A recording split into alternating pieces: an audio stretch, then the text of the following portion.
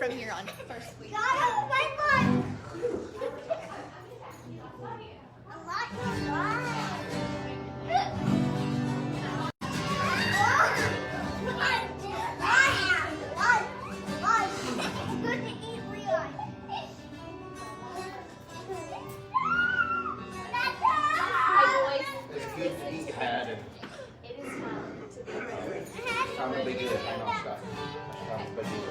Stay away from me.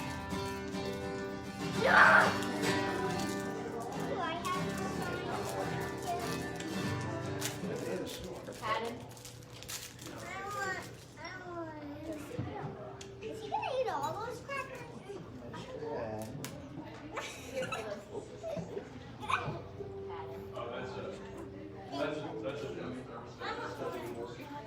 Hey, Nick. Yeah. Yeah. This is the thermos. So they can't wait. Yeah, I've tried turning it on, but there's no. It's at the source. Yeah. I don't know why they're because you have to pull the string. Oh, that's right. And pull the string. Get up there. Be careful.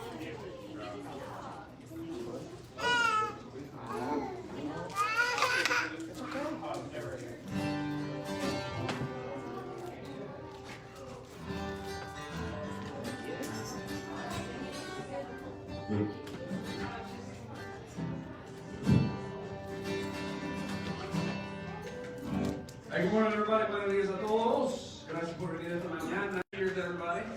Feliz año nuevo. Bueno, vamos a comenzar esta mañana con oración antes de cantar. As Chris, be praying for us, and then we'll sing. Heavenly Father, I was just reading in Psalms 50 that the world is yours and everything in it, Lord, and we just acknowledge you as creator and king of all his authority, Lord. We can give you nothing, Lord, but you do ask us for a heart of thanksgiving, Lord, and so we just offer thanks, Lord. We just offer, Lord, our hearts to you. We ask that you would be here with us, your sweet Holy Spirit would be among us, Lord, that you would lead us in a time, Lord, of sweet fellowship, and God, that you would just receive the worship that we give to you, Lord. We pray this in the name of Jesus. Amen.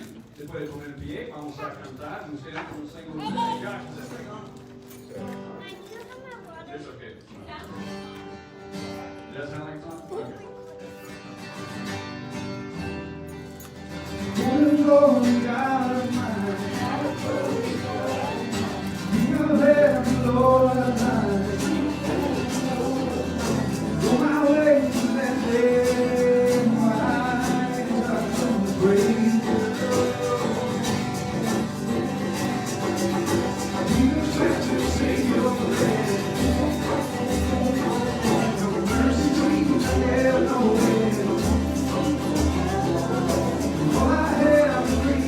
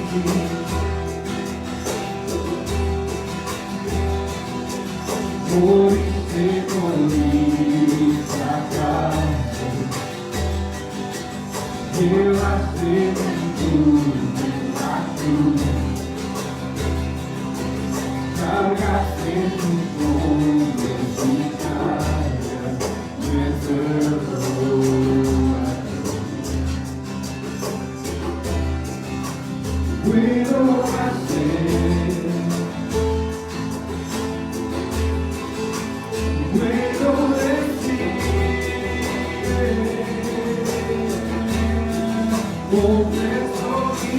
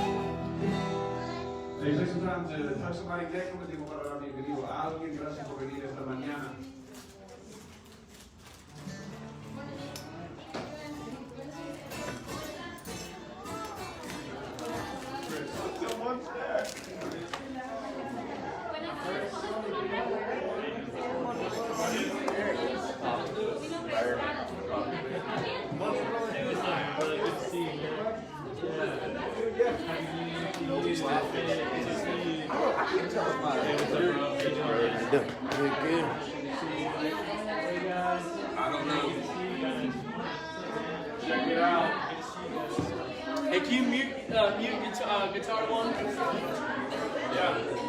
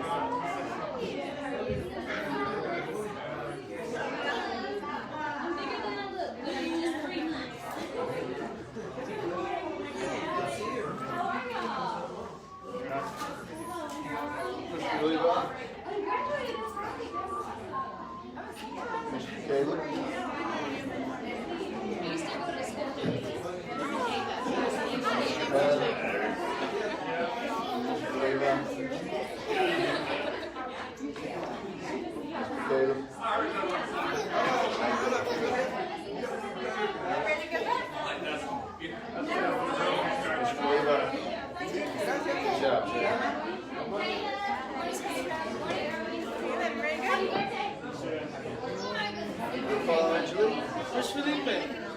Nobody here saw it. Yeah, it must be. in the house. William, sure.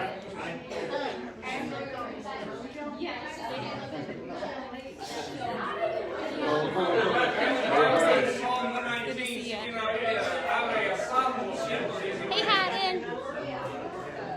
Salmo 119.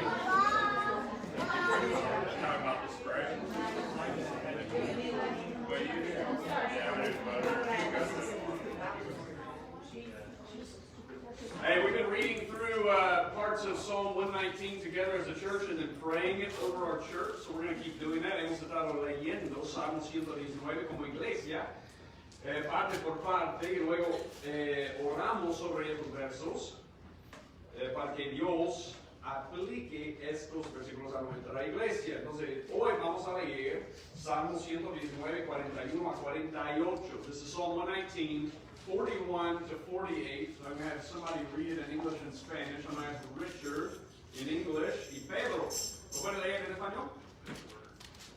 Salmo 119, 41 a 48. Ricardo primero. Go ahead, Richard. All right.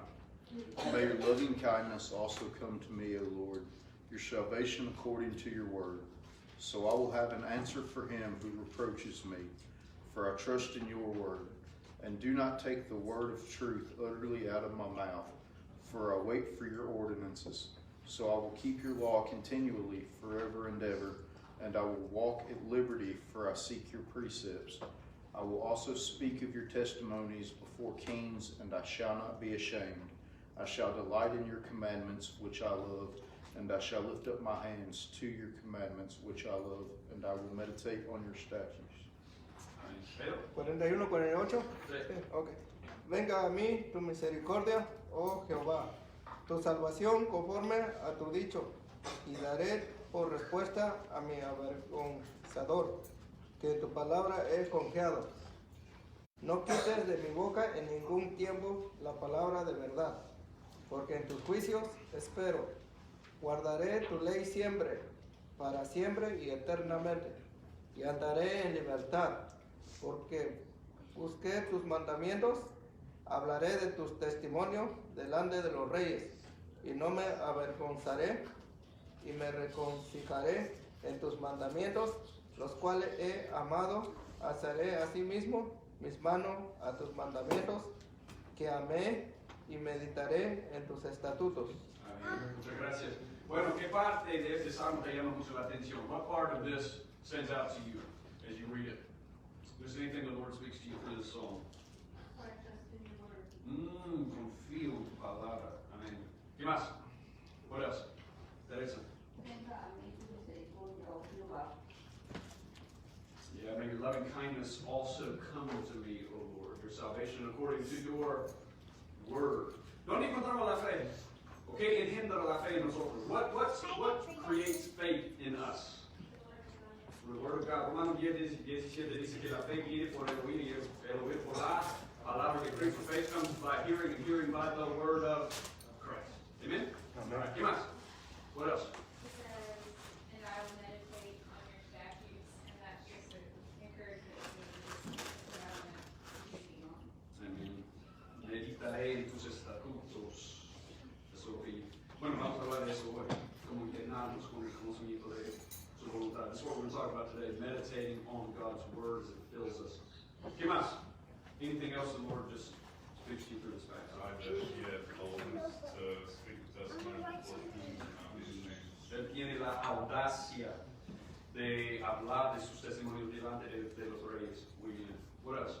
Just that, like, he set his heart, he said, so I will keep your law continually forever and ever. Just like, he was determined in his mind to follow. Amén. Él se determinó seguir al Señor. Él dice, guarda eso de siempre, para siempre y eternamente. Él se afirmó su rostro para seguirle a Dios. Amén. Okay. Anything else before we pray together? Otra cosa antes de que yo ore. 43. Amén. El 43. No quites de mi boca en ningún tiempo la palabra de verdad. Amén. He promises that his love will never fail us. According to his promise, we have salvation. Yo puedo ver como tres personas que quieren orar estas palabras sobre nuestra iglesia. Can I have maybe 3 people that will pray these words over our church? Okay, Chris? Yeah, and I also say, I think it's awesome that you see this theme of He loves us and we love Him. Like there's this relationship, His loving kindness has come to us, and we love the Word, we want to obey it, and it's all about that. Amén. Tenemos una relación con Él. Su misericordia, su amor ha venido a nosotros y por eso le amamos a Él. Es una relación que tenemos con Él. Amén. Okay, so I'm going to ask, so Chris is going to pray. Jonathan, E, Dallas, okay? Muy bien. ¿Y Josefina? ¿Tú puedes orar también? ¿Para terminar? Ok, gracias. Ok, go ahead, brother. Father, I thank you so much for coming to us to give your word to us so that we may know you and know of your loving kindness. God, I'm so grateful that you have demonstrated your loving kindness and that you give your son to undeserving, wicked people who, Lord, you just love. And God, I'm so grateful that you opened my eyes to that love. And I want that love to motivate me to be bold and to obey and to do whatever you ask me to do, Lord, because it's the greatest love that there is. And I thank you for your love. Lord, thank you so much, as Chris said, for your love, God. I mean, without it, we wouldn't know you. And Lord, and how you reveal yourself through your word, God. Your plan is so amazing and your will is so good, God. And I pray that we would do as you would give us a heart to desire that, Lord. And we know that your Holy Spirit in us wants you. And God, I pray that we would just be filled with the Holy Spirit, God. Not just today, but Lord, today and onward, God, that we would be persistent in your word, that we would delight in it, that we would be bold because of it, God, because it is truth and there is no other truth out there, God. And so, Lord, I pray that you would just build that up inside of us and give us strength and persistence in your word to apply it in its day. In Jesus' name. Father, thank you for your word and thank you for your love and your salvation. Thank you for gifts of freedom. Thank you for the things that you have right here in these verses, and I pray that you give us grace like David, that we would set our hearts to seek you, that we would wait for you and wait for your ordinances. I just pray that all of us would just keep coming closer to you and to use your word to do that in our hearts. Las gracias te doy, Padre Santo, en esta mañana porque estamos en tu casa, Señor Padre Santo, para escuchar tu palabra y seguir adelante con tu palabra por cada día que estamos viviendo, Señor Jesús. Gracias por cada uno y todos mis hermanos que pudieron llegar al templo esta mañana para recibir de tu palabra, Señor. Que no salgamos vacíos con el corazón, que salgamos llenos de tu palabra y de tu Espíritu Santo, Señor Padre, porque tú tienes poder y estás en los cielos, Padre Santo. Por eso te damos las gracias, Padre Dios, porque tú nunca te olvidas de todos nosotros acá en la tierra, Señor. Y eres tan bueno, Señor Jesús, así que muchas gracias, Padre bendito Jesús. Amén. Amén. Se puede poner de pie, vamos a cantar de nuevo. Dice la contribución de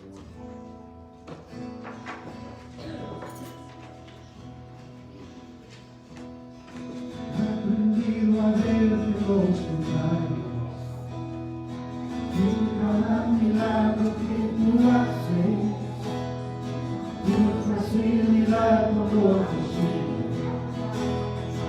Ay, mi Señor, contigo estoy, mi esperanza eres tú, porque estás en tu fidelidad, no habrá nadie que se pare en tu amor.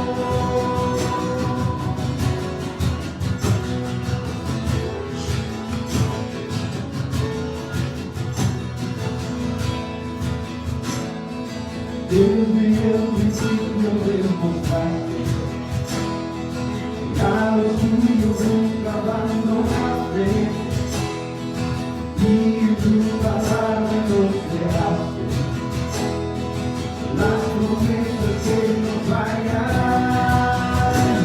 Contigo sobrevives, mi esperanza eres tú, porque estás en tu fidelidad, no habrá nadie que te pare en tu amor. Jesús, Jesús, nombre sobre todo.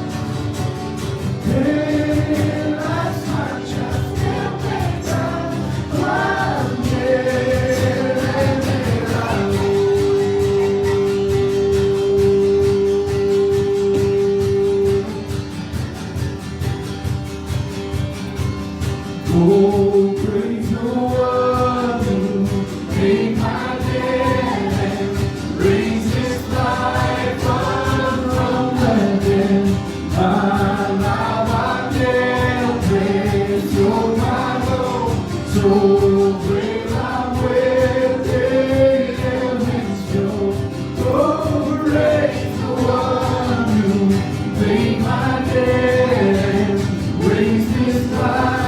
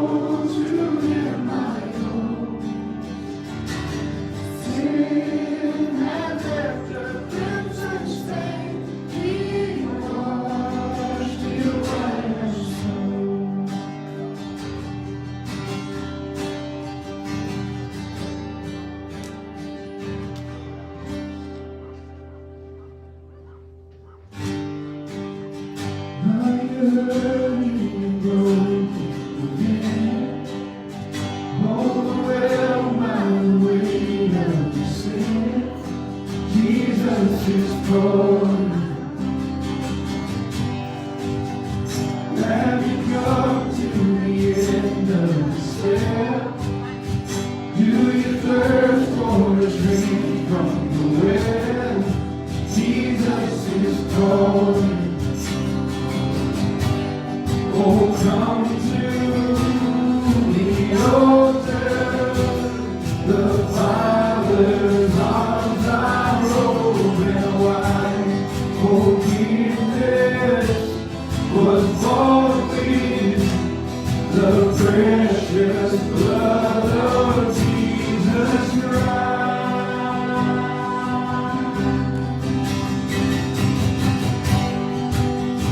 They have found to be cleansed by His love. Can I away the lies? Cristo nos llama. Like ora tristeza matar. Nueva vida Jesús te dará. Cristo nos llama. Delante tu trono, la rosa abiertos Él está, con sangre preciosa, Jesús por nuestra maldad. Oh, come to the altar. The Father's arms are open wide. Forgiveness was bought with the precious blood of Jesus Christ.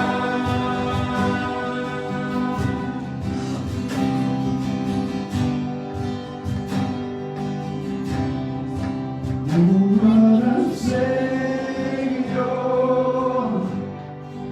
isn't He wonderful? Sing hallelujah, Christ is risen. Bow down before Him, for He is Lord of all. Sing hallelujah, Christ is risen. Oh, Padre hermoso, es nuestro Salvador. Canta aleluya, Cristo vive.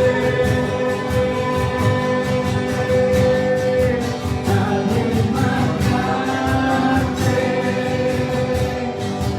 solo Él es Señor. Canta aleluya, Cristo vive.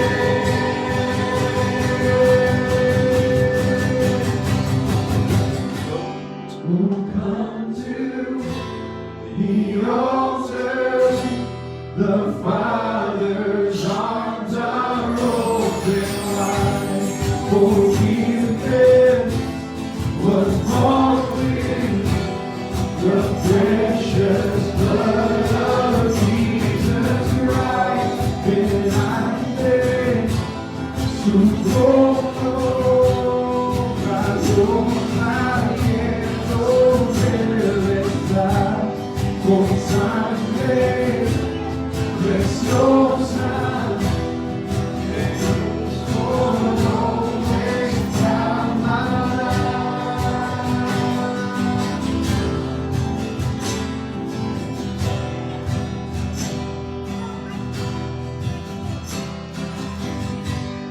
Who come to the altar? The Father's arms are open wide. For forgiveness was bought in the precious blood of Jesus Christ.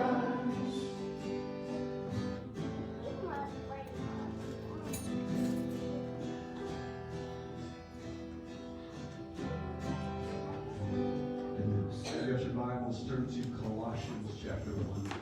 Si tiene la Biblia, mira, Colosenses 1, ustedes se pueden quedar de pie porque vamos a leer juntos. Everybody, if you want to stay standing, read the word together.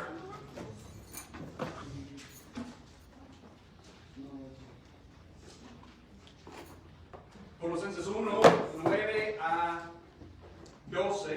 This is Colossians 1, 9 to 12. Do you want to read that for us this morning? I can read it. Go ahead, bro. Ashley? Okay. Edgar? Ready? Okay, go ahead, Ashley. Okay.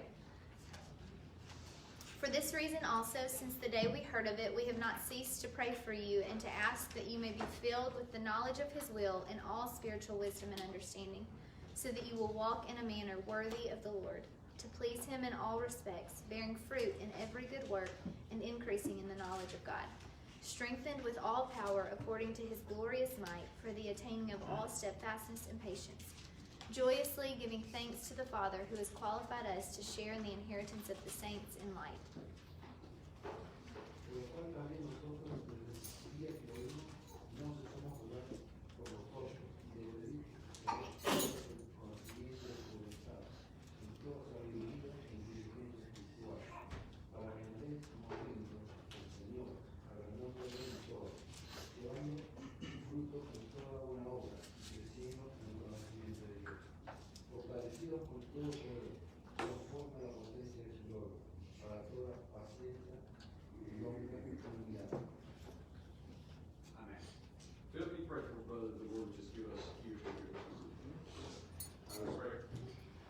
Father, we love you. God, we thank you for this day that you made.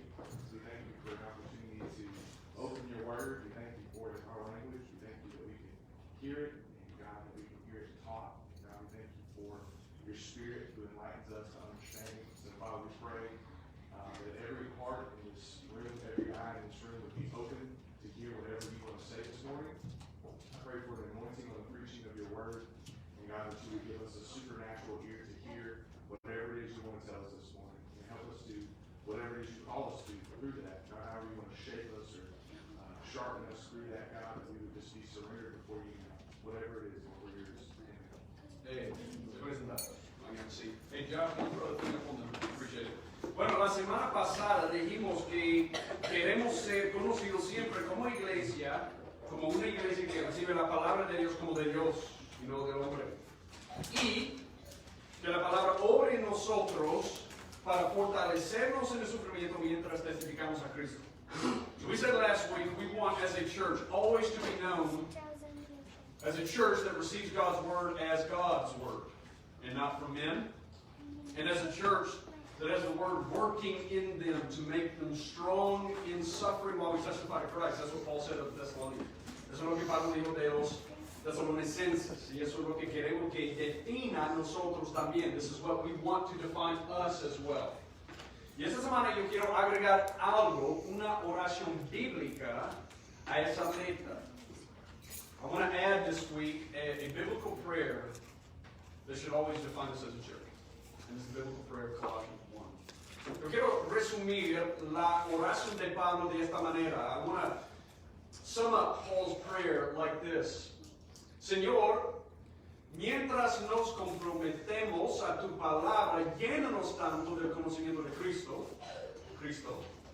que seamos controlados y transformados por ti.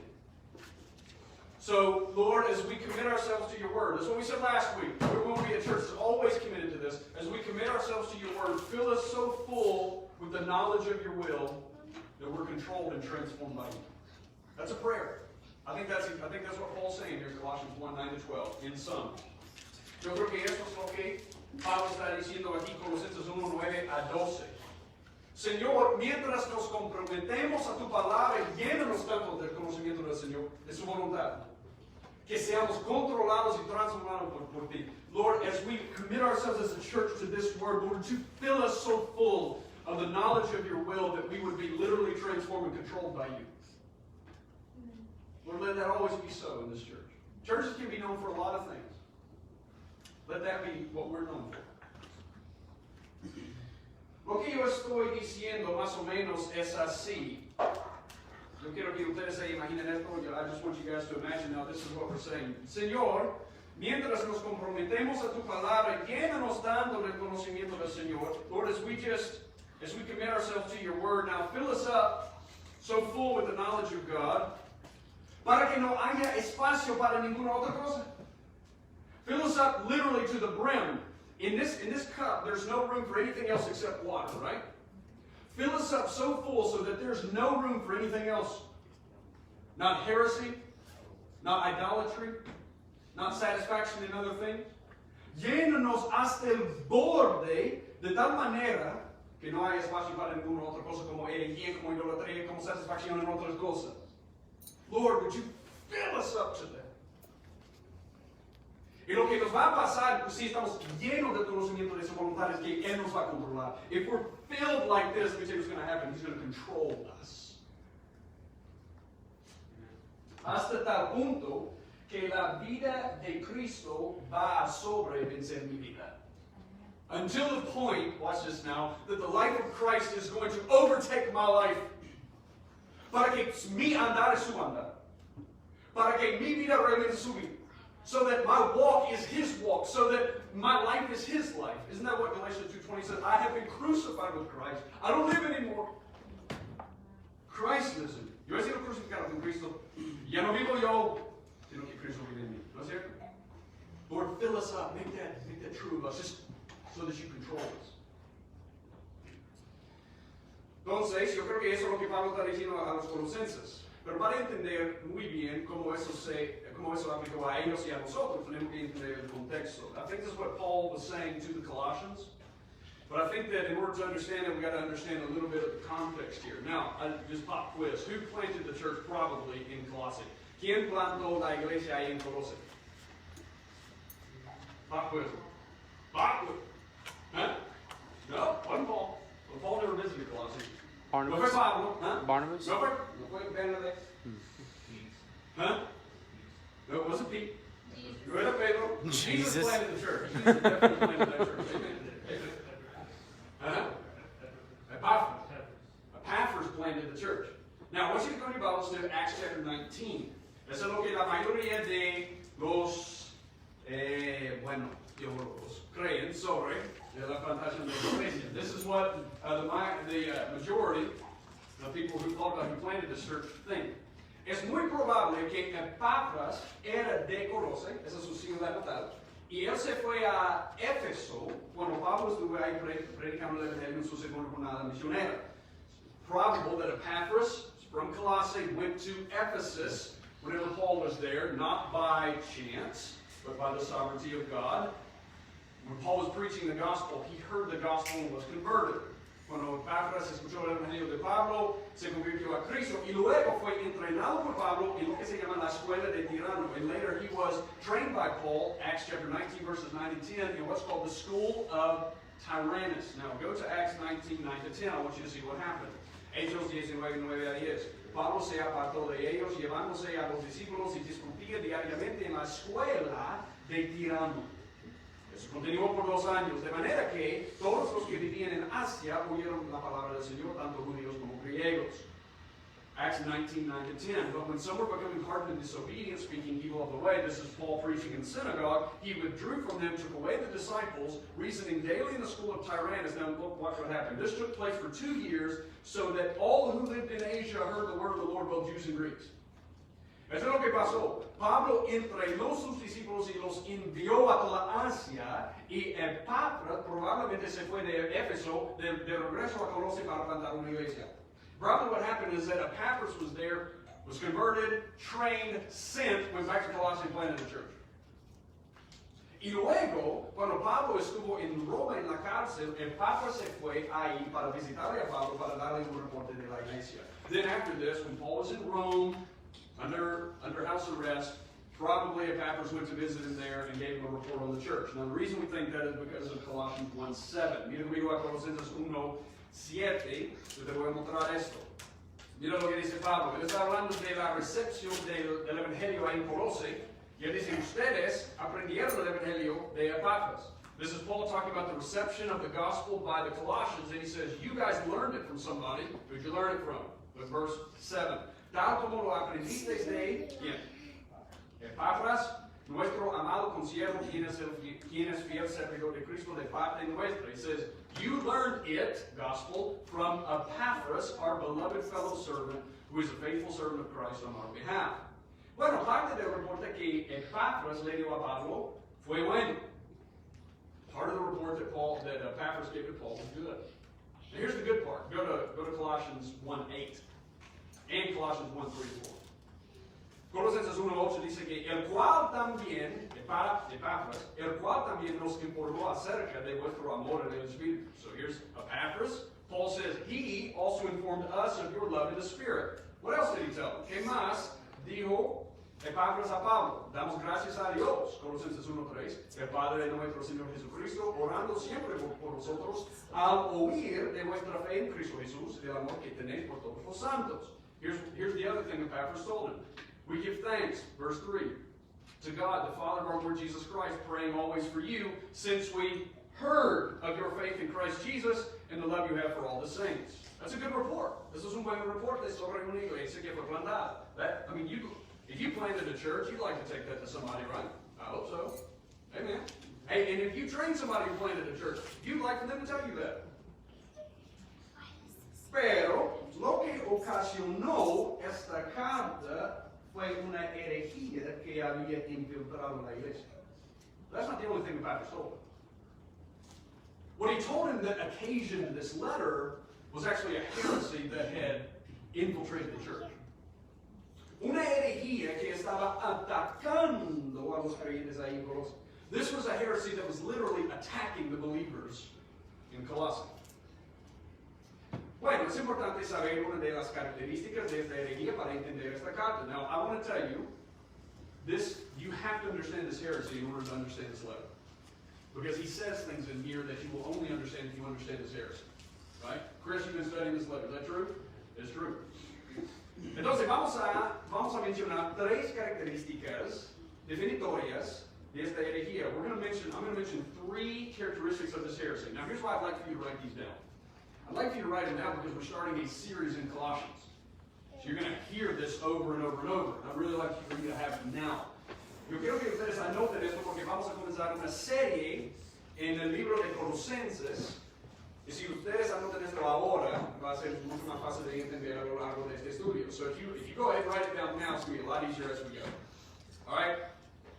La herejía fue una forma primitiva de lo que luego se llamó gnosticismo. So this was a primitive form of what was later called Gnosticism.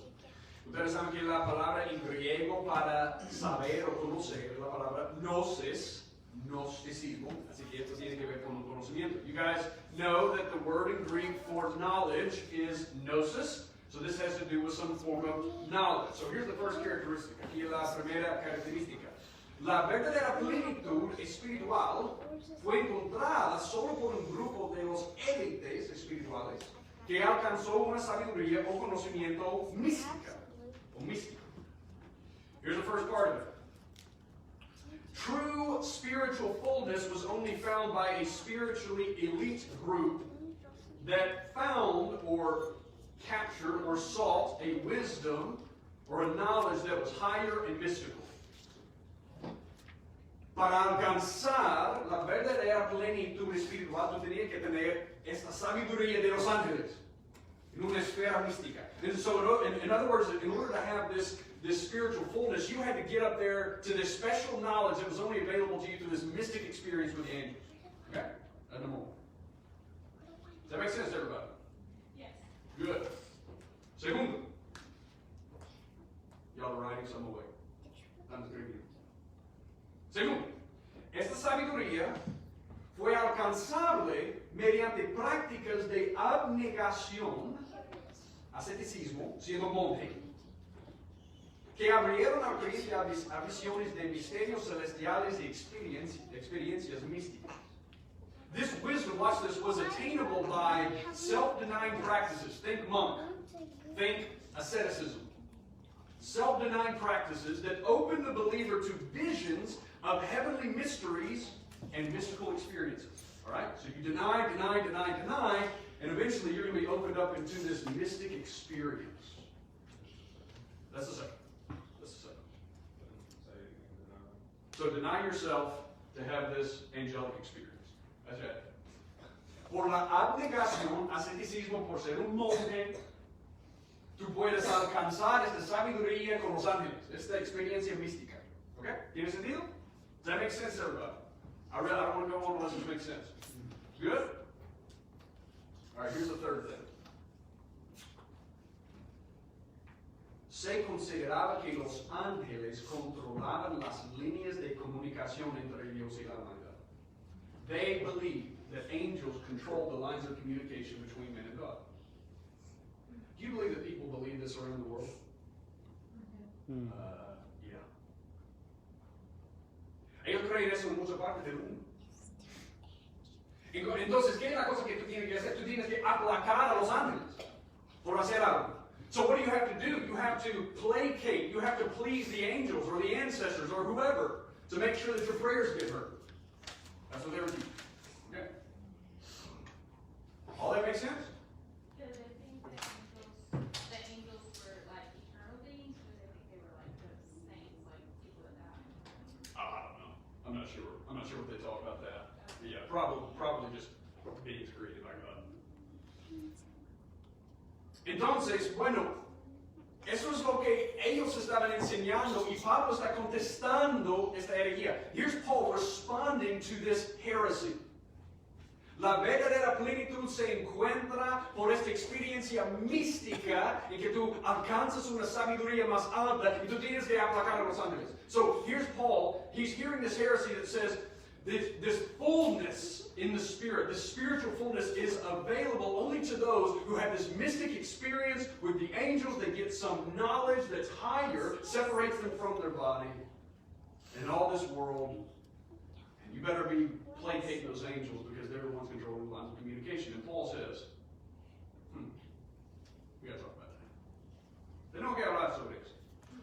Entonces, él ora por los colosenses y su oración va a tener mucho más sentido ahora que sabemos la herejía. So now his prayer is going to make a lot more sense if you think about this heresy he was writing against when he starts praying for these believers. Now, here's what we're going to do today. I'm going to talk about 3 phrases. We're only talking about verse 9 today.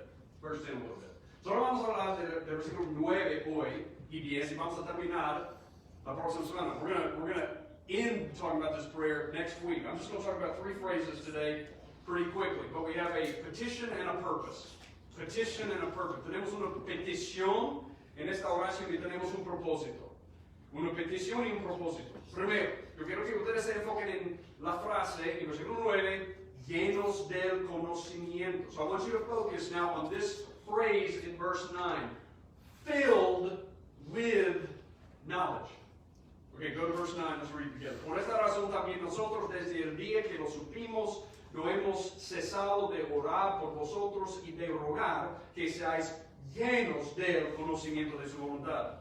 Verse 9, read it with me. For this reason also, since the day we heard of it, we have not ceased to pray for you and to ask that you may be filled. You think Paul used that word strategically? Filled with all knowledge of his will. Yo quiero que ustedes recuerden lo que los herejes decían. Ellos decían que la verdadera plenitud pertenecía a solo a un grupo de los élites espirituales que habían alcanzado una sabiduría mística. Remember what these heretics are saying. They're saying this fullness in the Spirit is only available to those who have this mystic experience and get some knowledge there. And Paul says, no. Pablo dice que no. La verdadera plenitud espiritual viene por conocerle a Dios. True spiritual fullness comes from knowing more of God. That's where it comes from. That's what he's saying. Don't go after that.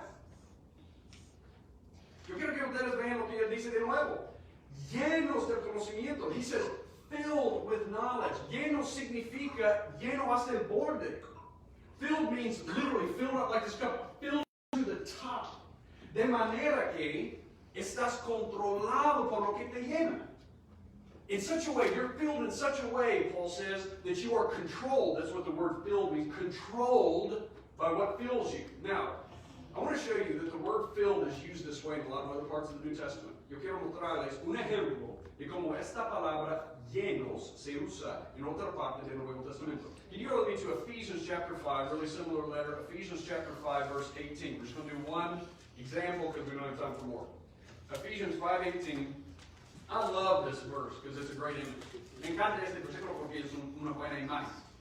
Mira lo que dice. Y no os embriaguéis con ¿qué? Vino, en lo cual hay disolución, sino sed llenos del Espíritu Santo. Llenos del Espíritu. Do not get drunk with wine, for that is dissipation, but be what? Filled with the Spirit. Pablo está haciendo una comparación entre el Espíritu y el vino.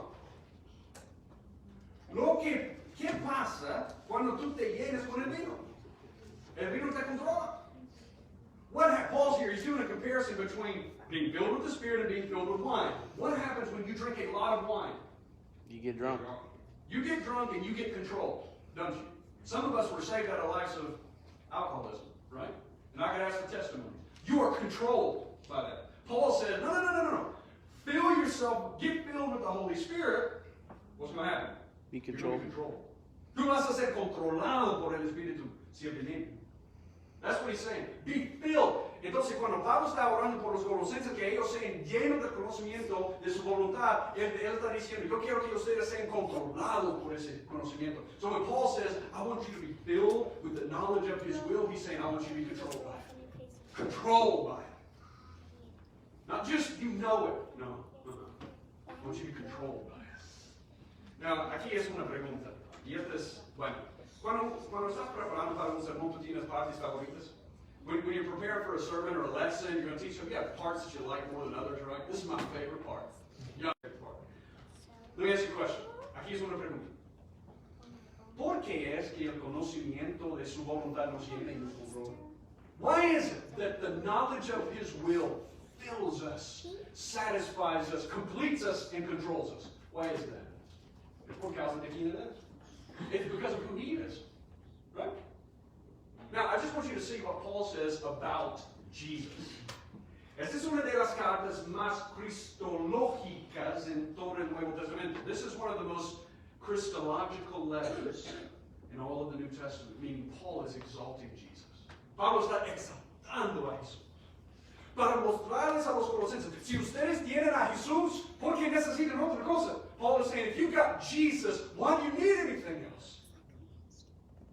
All right, Colossians chapter 2. I want you to read with me Colossians 2, 9 to 10. This may be one of the best verses in all the Bible. How can you rank verses? I don't know, but anyway, it's one of the best verses. Uno de los versículos mejores en toda la Biblia. Bueno, porque toda la plenitud de la deidad reside corporalmente en él.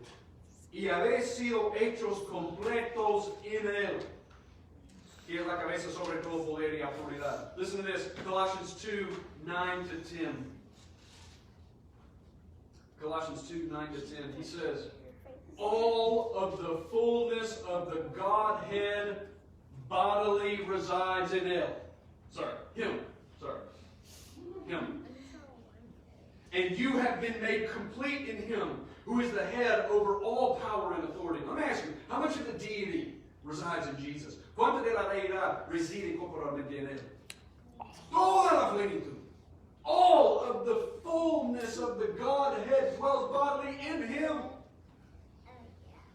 Y Pablo dice, y ustedes habían sido hechos medio completos en él. ¿Es lo que dice? Does he say, and you have been made half complete in him? Is that what he said? No. Y ustedes habían sido hechos completos en él. You have been made complete in him. ¿Y dónde mora este Cristo en quien reside toda la plenitud de la deidad? Where does this Jesus dwell? in whom dwells all of the fullness of the Godhead bodily. Look at Colossians 1:27. Love this verse. Mira Colosenses 1:27. A quienes Dios da a conocer cuáles son las riquezas de la gloria de este misterio entre los gentiles, que es Cristo en vosotros, la esperanza de la gloria, Cristo en vosotros. Colossians 1:27 says this. He says, to whom God made known the riches of the riches of the glory of this mystery among the Gentiles, which is Christ in you, the hope of glory. Well, that's good. En Cristo, en quien reside toda la plenitud de la deidad, Él mora en nosotros. Jesus, in whom dwells all of the fullness of the Godhead bodily, dwells in us. And Paul says, why do you need something else?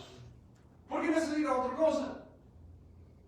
Tú tienes una búsqueda en la vida, conocerle a Él. Si tú quieres ser lleno, conocerle a Él. You want to be full? Know the one who's full. Know it. Now, I want you to go to Ephesians chapter 1. This is so good. Mira Efesios 1. Efesios 1. Ephesians chapter 1, verse 23. Efesios 1, 23. Yo quiero decirte otra cosa sobre nuestro Jesús. Let me tell you another thing about our Jesus.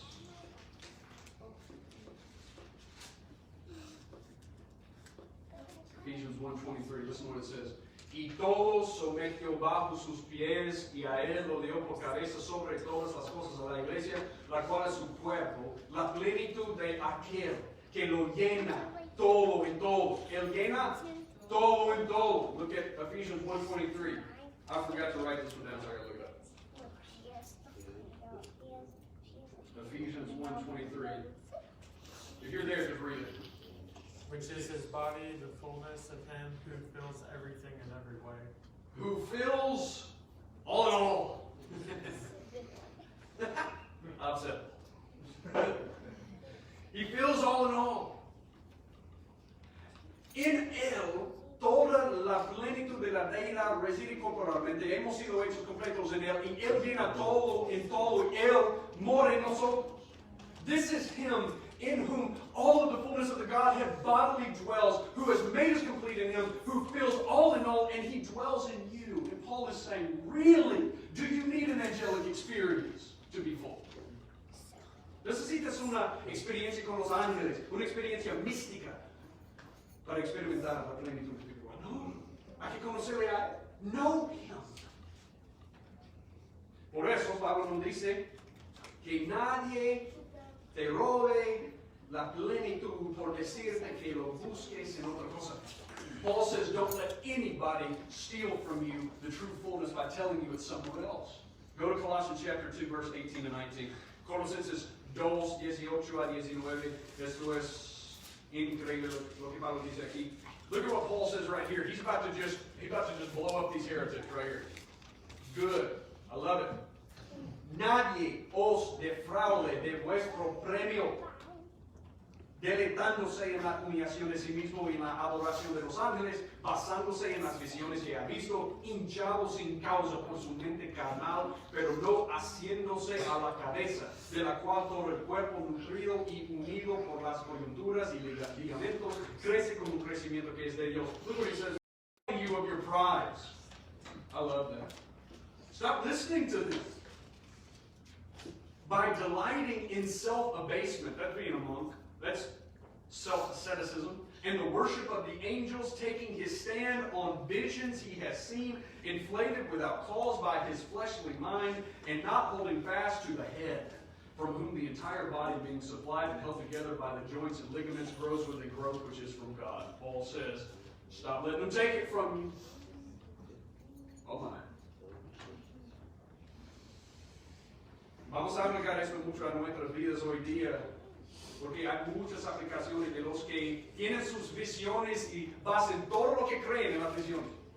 There are a lot of people today, and I promise you, it is prevalent, basing everything that they believe on something they've seen. Got some vision. Yeah. Had a dream last night. Had this, had that. Paul says, come on.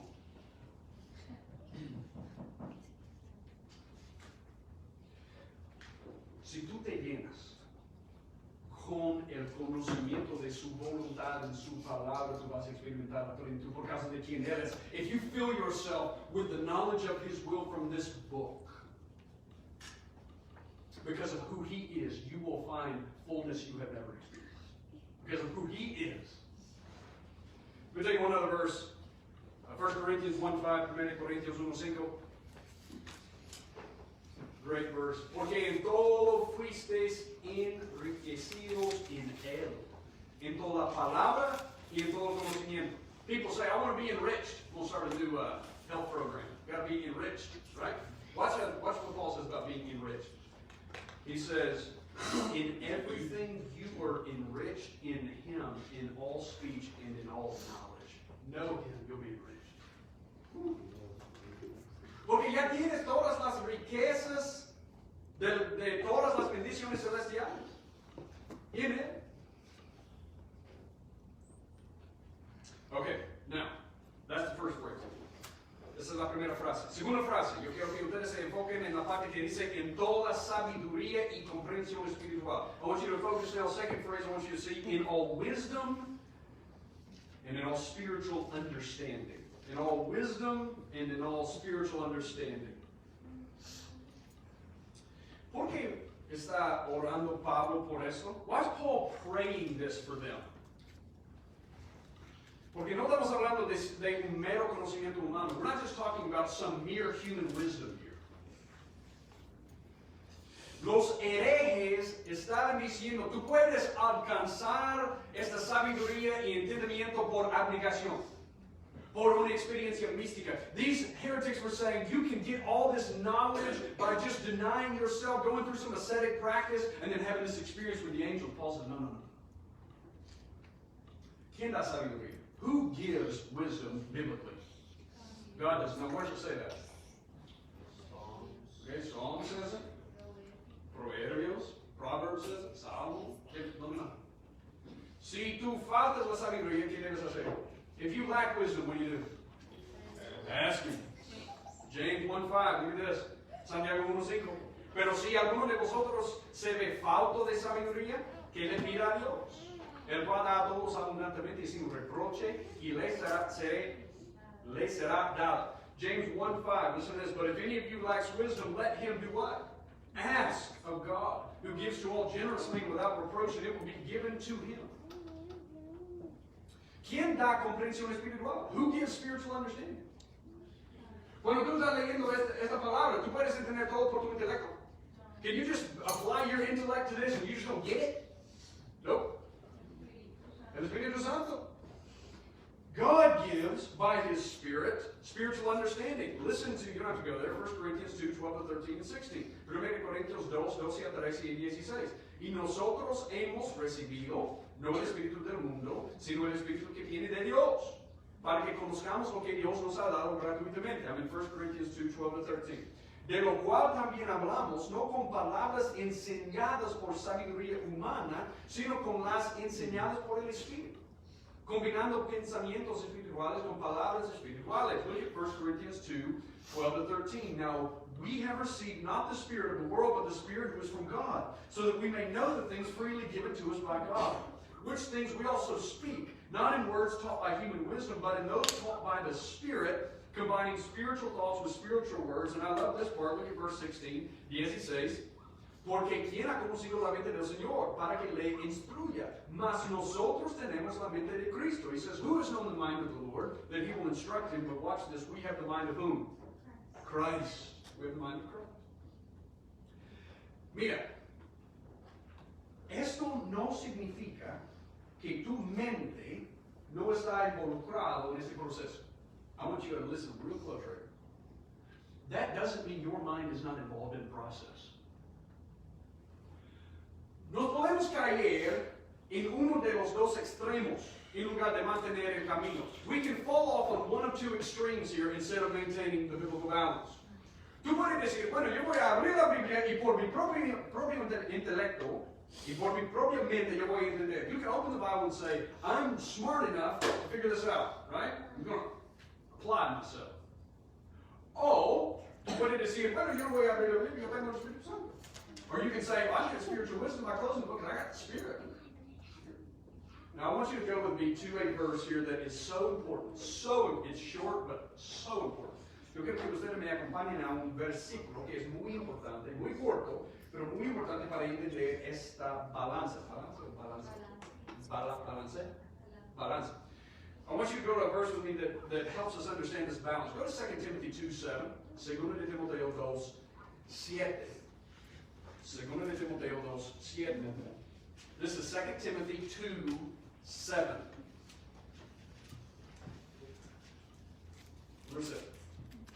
Considera lo que digo y el Señor te dé entendimiento en todo. Considera lo que yo digo y el Señor te dé entendimiento en todo. You know, look what it says. Consider. That's imperative. That's a command. Consider what I say, for the Lord will give you understanding in everything. Pablo está diciendo a Timoteo, cuando tú consideres, el Señor te va a dar entendimiento. This is what Paul is saying. When you consider, that's noeo, it's think. When you think, when you meditate, when you consider the Word, God will give you understanding. But it won't happen unless you think. Eso no te va a pasar si tú estás ahí diciendo, Dios, dame comprensión espiritual. This is not going to happen if you just sit there, fold your arms and say, God, I want spiritual understanding. He says, open the book and think. Y mientras tú piensas, mientras tú medites, mientras tú consideras, el Señor te da entendimiento. Tú no puedes entender sin el Señor, pero no vas a entender si no abres la Biblia y piensas. You can't understand unless God gives it to you, but you'll never understand it if you don't open that book. Because He says, I'm not giving it to you unless you start meditating. Esto es como esto sucede. This is how this goes. Pablo dice, yo quiero que ustedes sean llenos del conocimiento de su voluntad. Paul says, I want you to be full of the knowledge of His will. So he says, open it, start devouring it. Deben abrir la Biblia para devorarla. Pero, a la misma vez tú debes orar. But at the same time, you better pray. Señor, dame sabiduría y comprensión espiritual. Lord, just give me spiritual understanding and wisdom. Voila, as I'm feeling myself. Okay, now. Comprensión espiritual para entender, sabiduría para aplicar la palabra correctamente a todas las áreas de mi vida. Lord, give me understanding as I'm feeling myself so that I understand your word correctly and wisdom to apply it in every area of my life. That's why the word and prayer always go together. Por eso la palabra y la oración siempre van juntas. We always spend the last week of one year and the first week of the next talking about these two pillars in our church. Word, prayer, word, prayer, word, prayer. They always go together. Pasamos la última semana de un año y la primera semana del siguiente año hablando de la palabra y la oración porque siempre van juntas. They always go together. So, I want us to, we're going to do this in a minute, but I want us to literally pray this. We're going to do Psalm 1. We're going to meditate on the law day and night. But Lord, while we're filling ourselves with the knowledge of your will, would you give us spiritual understanding and wisdom? Because I can't do it. Lord, help me. Vamos a meditar en la palabra día y noche, como dice el salmista. Pero a la misma vez vamos a orar. Porque yo no quiero ser un teólogo perdido. I don't want to be somebody that's got a heavy head and lost. Amen? I also don't want to be somebody that says, God, I've got your spirit, I don't need your word. Sweet mercy. Okay, all right. Here's the third phrase. La tercera frase que vamos a ver hoy, y la última, es su voluntad. Here's the last phrase. His will. We didn't spend a lot of time on that. We're going to talk about it right now. His will. Su voluntad. Mira Colossians 1:9 de nuevo. Look at Colossians 1:9 again. Por esta razón también nosotros, desde el día que lo supimos, no hemos cesado de orar por vosotros y de rogar que seáis llenos del conocimiento de su voluntad. He says, for this reason, we also, since the day we heard of it, have not ceased to pray for you and ask that you may be filled with the knowledge, watch this, of His will. Mira, si estamos llenos del conocimiento de su voluntad, y eso nos controla, y tenemos entendimiento y sabiduría del Espíritu Santo, déjame decirte algo, eso te va a afectar en tu andar. You cannot be full of the knowledge of His will, controlled by it with wisdom and spiritual understanding given by the Spirit, and it have zero effect on your life. Yeah, by their fruit they'll be known. Mira, los herejes aquí en Colose, ellos estaban buscando un tipo de conocimiento que se los separara de sus pueblos, que les elevara a una esfera de los ángeles. Here's what the heretics were wanting. They wanted this knowledge that would separate them from this world. Get up there in this mystic sphere of the angels, have this knowledge that's in your spirit and your mind, and what happens in your body doesn't matter. Si tú, ellos enseñaron, si tú has alcanzado esta alta sabiduría con los ángeles, no importa lo que pase con el cuerpo. Y esa es la razón por la que ellos desarrollaron una creencia que se llama antinomianismo. This is why they believed antinomianism. Antinomianismo, anti-contra-nomianismo, la ley. Antinomianism, against the law, nomas, law. Entonces ellos creyeron, si hemos alcanzado esta sabiduría con los ángeles, podemos vivir en los cuerpos de una manera desenfrenada. Porque no importa. They believe, hey, if you had this mystic experience in your spirit and your mind is elevated up there, you live however you want, your body doesn't really matter. You get that. Pablo dice, no. Si tú has alcanzado el conocimiento de Dios, eso va a afectar tu andar profundamente. Paul says, no. If the knowledge of His will is filling you, I promise that will have an effect on your life in this world. It will change you. Esa es la razón por la que Pablo usa conocimiento de su voluntad, conocimiento de cómo Él quiere que andemos. This is why he says knowledge of His will. What pleases Him as you walk. I want you to see how he describes will here in verse 10. Yo quiero que ustedes vean cómo él describe la palabra voluntad en versículo 10. Look at Colossians 1:10. Watch this. Colosenses 1:10 dice, para que andéis como es digno del Señor, agradándole en todo. He says, so that. I love purpose clauses in the Bible. It makes it really easy. So that. Why are you being filled with this knowledge? There's a reason, there's a purpose, so that you will walk in a manner worthy of the Lord to please Him in all respects. That's what he means by knowledge of His will. What's His will? Walking in a way that's worthy of Him to please Him in all respects. Si tú tienes un supuesto conocimiento de Dios que no cambia tu andar, tu conocimiento es equivocado. If you have a knowledge of God that you profess to have that has no effect on your life, your knowledge is defective. It is. La palabra digno aquí significa de igual peso. So the word worthy right here is a good little word picture. The word worthy here means of the same weight. Él está diciendo, cuando tú andas, tú debes poner el mismo peso, la misma importancia en los estándares de Dios que Él las pone. You should, when you walk, put the same weight on God's standards that He does. That's the idea. Walk worthy. It's really what 1 John 2:6 says. Eso es lo que dice 1 Juan 2:6. El que dice que permanece en Él debe andar como Él anduvo. Wow. He who says that he abides in Him, watch this, ought himself to walk in the same manner as He walked. Walk as He walked. That's what walking worthy of the Lord means. Walk like He walked.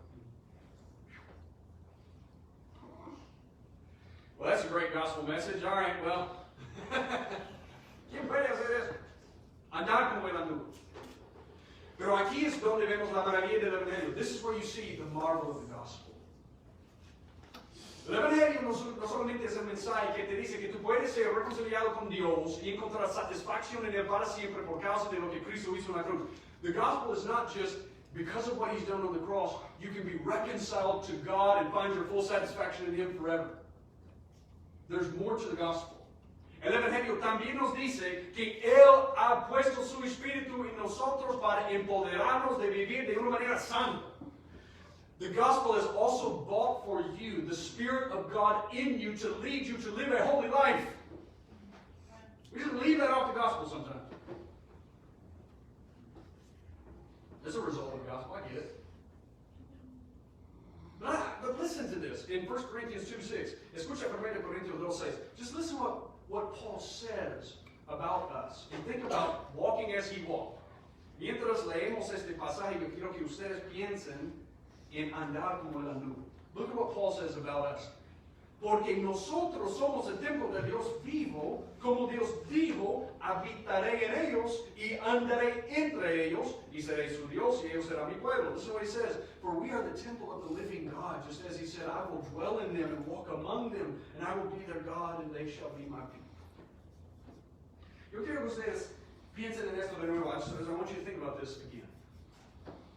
Imagínate, estás lleno del conocimiento de su voluntad. De tal manera que Él que mora en ti, su vida sobrevence tu vida. You're filled. You've been made complete in Him. All the fullness of the Godhead dwells bodily in Him. He fills all in all. And you have been filled with the knowledge of His will. And now it's almost like His life starts to become, He just takes you over practically. It's already yours relationally. It's already yours in identity. But it happens practically. He starts to take you over. And watch what happens. Tu andar se convierte en su andar. Your walking becomes His walking, right? Because He's doing it. He's doing it. He's doing it. Él lo está haciendo en ti. He's doing it in you. And watch, He's not just in you. Habitaré en ellos y andaré con ellos. He's not just in you doing it. He's walking beside you. He says, I will be in them, temple of the living God, and I will walk with you. See, the gospel is what makes this possible. El Evangelio hace que esto sea posible. Una nueva criatura. New creation. Now, okay, I said I like different parts of the sermon better than others. Do you like it? What? This is my absolute favorite. I got 2 more verses and we're done, okay? But you got to see this. Cuando estamos llenos del conocimiento de su voluntad, controlados por Él, con comprensión espiritual, sabiduría dada por el Espíritu Santo, y andamos en obediencia, encontramos más felicidad. Listen, when you're filled with the knowledge of His will and you're controlled by Him, and the Spirit of God has given you spiritual wisdom and understanding to understand His Word, and you're living in obedience, let me tell you what happens. You find even more fullness in Him. Why do I say that? You remember in John chapter 4, you can go there if you want to, but you remember in John chapter 4, Jesus is ministering to this Samaritan woman, and where His disciples go? We gotta go eat, guys. Woo! Cuando Jesús está ministrando a esta samaritana ahí, en Sicar, Samaria, sus discípulos tenían hambre. O tenemos que ir para comprar carne asada, algo tenemos que ir. No podemos aguantar más. We can't take this and we got to go get some food. And they come back to Jesus. Remember what they said to him? Look at verse 32. Versículo 32. Pero Él les dijo, yo tengo que comer una comida que vosotros no sabéis. He says, hey, I got food to eat you don't know about. You're bringing me physical, I got food to eat you don't know about. Yo tengo comida de que ustedes no saben. Y mira lo que dice 34. Look at verse 34. Jesús les dijo, mi comida es hacer la voluntad del que me envió y llevar a cabo su obra. Look at verse 34. He says, my food is to do the will of Him who sent me and accomplish His work. Jesus said, that's my food. You got that? God is filling me up in obedience. Mi Padre me está llenando en obediencia. So you get filled, you walk in obedience, He fills you even more. Tú estás lleno de conocimiento, Él te lleva a la obediencia, y en la obediencia encuentras más plenitud. Now here's the last thing that happens as you obey. Watch this. Aquí la última cosa que te pasa cuando estás en obediencia. Juan 7:17. Look at John 7:17. Let me tell you what happens as you obey. What's the key? What's the key to knowing God's Word? It's not how smart you are. It's how broken you are. ¿Qué es la clave para entender la palabra de Dios? Es una voluntad quebrantada. Mira lo que Jesús dice aquí, Juan 7:17. Look at John 7:17. Si alguien quiere hacer su voluntad, sabrá si mi enseñanza de Dios o si hablo de mí mismo. He says, if anyone is willing, wants to do his will, he will know of the teaching, whether it is of God or whether I speak for myself. Watch this. If you're broken, you know. You can be the smartest person in the world. You can study for years, but if you're not broken, you won't know. Estar llenos de conocimiento de su voluntad nos lleva a la obediencia, que nos lleva a conocerle más profundamente, que nos lleva a más obediencia, que nos lleva a conocerle más profundamente. To know Him and be full of the knowledge of His will leads you to obedience, which leads you to know Him more and deeper, which leads you to more obedience, which leads you to know Him more and deeper. How long does that cycle go? Until you're conformed when you see Him face to face.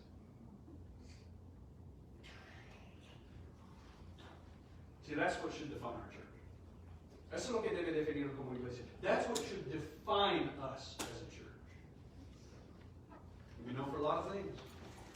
But oh Lord, make us known for that. Podemos ser conocidos por muchas cosas, pero que el Señor nos ayude, que esto sea la cosa que nos define como iglesia. Lord, let this define us as a church.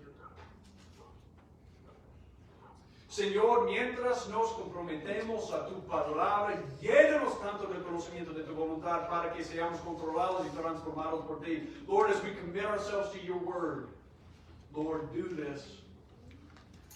Fill us so full with the knowledge of your will that we are transformed and controlled by you.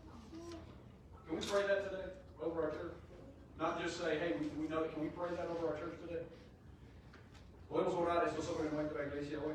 Y bueno, tener como 3 personas que quieren orar. Maybe just 3 people that want to say, I'll pray for that. I'll pray for that. 3 people. All right, Dallas and pray. Baylor, where's the rest of it? Yes. Okay, anybody else? Michelle, go ahead. Dallas.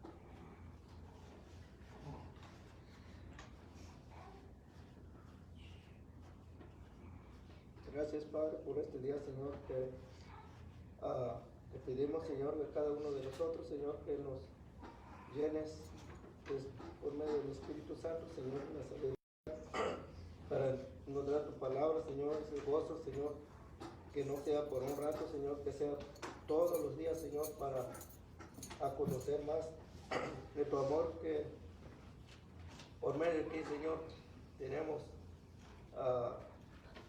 que nos perdonas el pecado, Señor, y darte gracias por este año, Señor, que terminamos un año y seguimos otro año, Señor, de este año 2020, y que seamos más llenos de Espíritu Santo, Señor, en tu palabra, para que seamos más agradecidos a ti, Señor, por la salvación que nos hiciste, Señor, en la cruz. Y te pido en el nombre de tu amado Hijo Jesucristo que este día salgamos, de que por medio de tu palabra, Señor, salgamos más llenos con amor hacia ti, Señor, y renuévanos cada día, Señor, por medio de tu palabra, a hacer las obras, buenas obras, Señor, que tú nos dejaste, Señor, en tu palabra que está escrito, Señor. Te pido a cada uno de mis hermanos, hermanas, comunidad en Cristo, Señor, que se llenen de tu palabra cada día, Señor Padre, para poder seguir avanzando en tu obra, Señor Jesús. Amén. Father God, Lord, thank you that you have given us a way to be filled with that secret knowledge of your will. Thank you that this fullness is perfect in Christ and that it's never ending. God, that we can come to you and receive more and more and more.